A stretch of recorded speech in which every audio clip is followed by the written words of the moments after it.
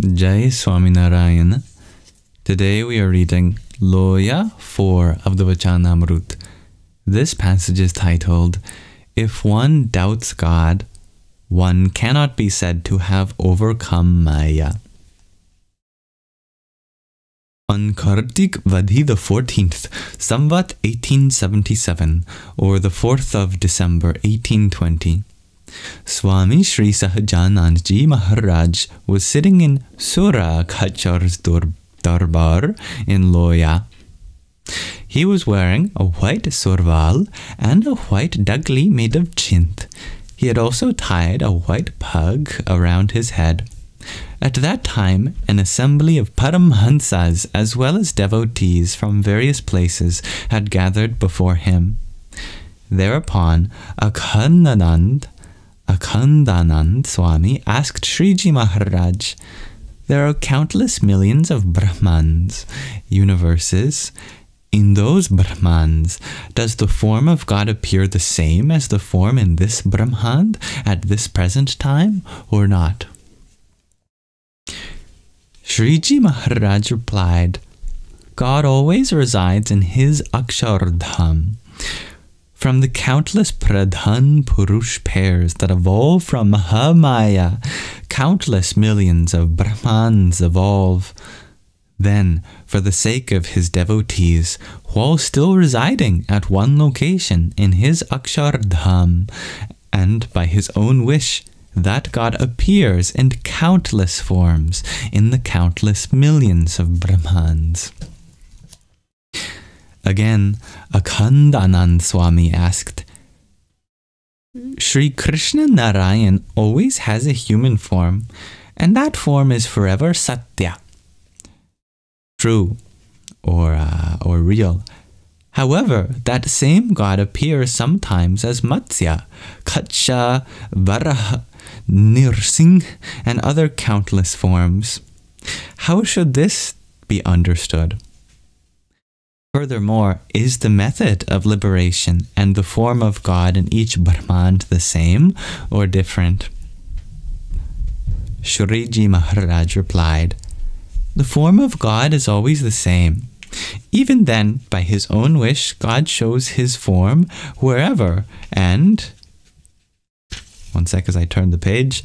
Wherever and in whatever form is required.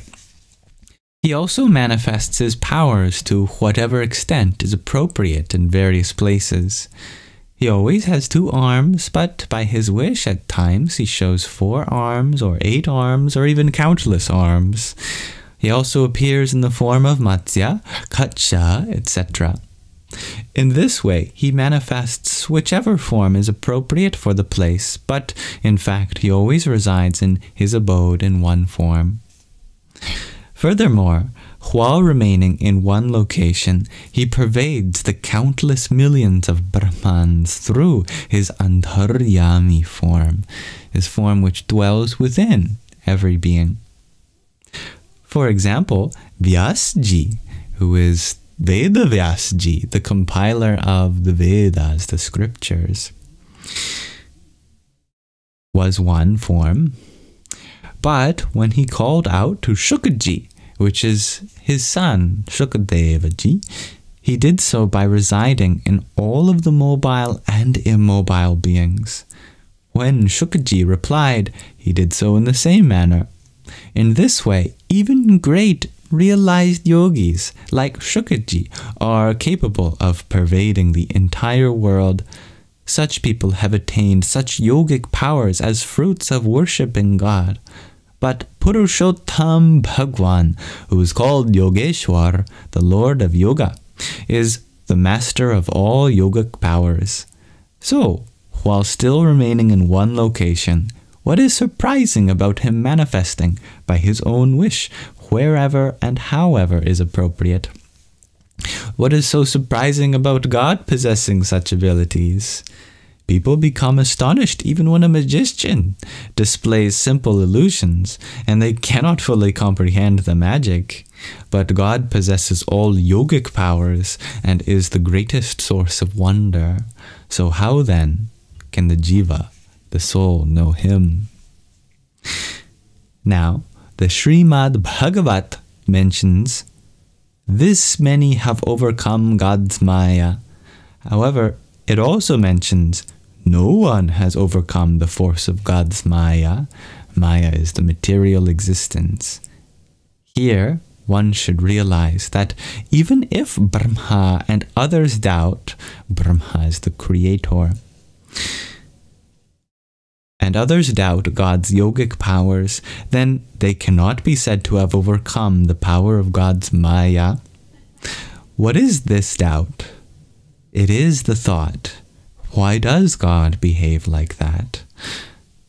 On the other hand, one who understands God as flawless by believing, God is capable, so whatever he does is appropriate, is said to have overcome Maya.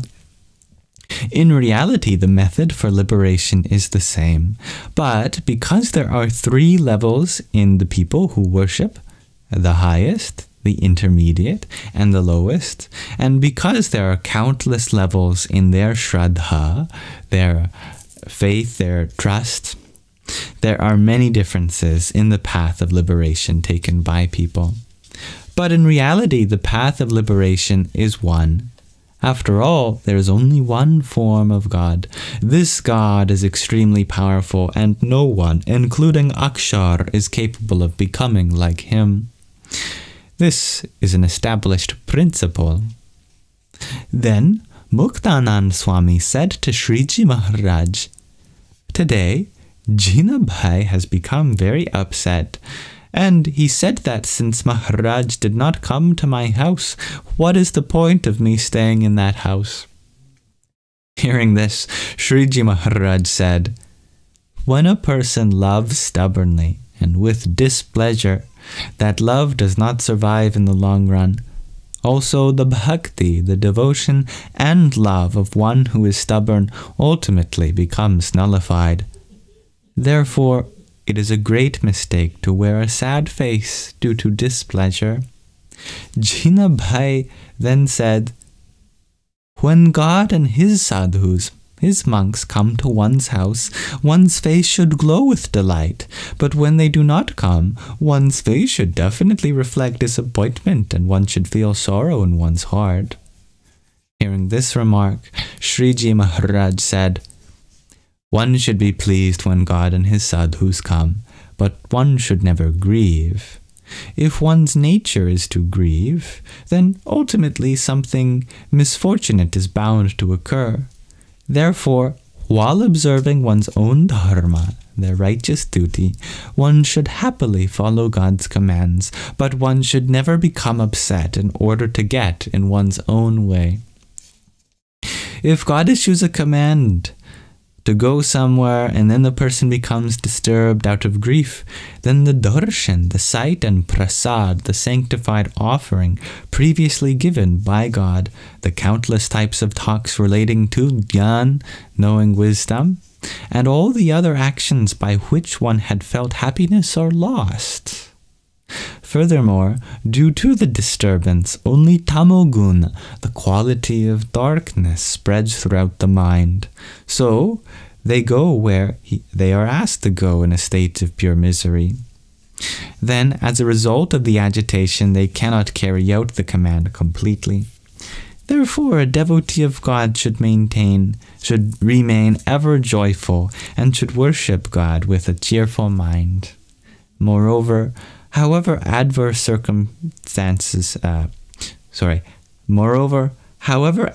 their circumstances may be, they should not allow even the slightest trace of depression to enter their heart. Alright, thank you for listening to Loyā 4 of the Vachanāmrut. Jai Swaminarayan.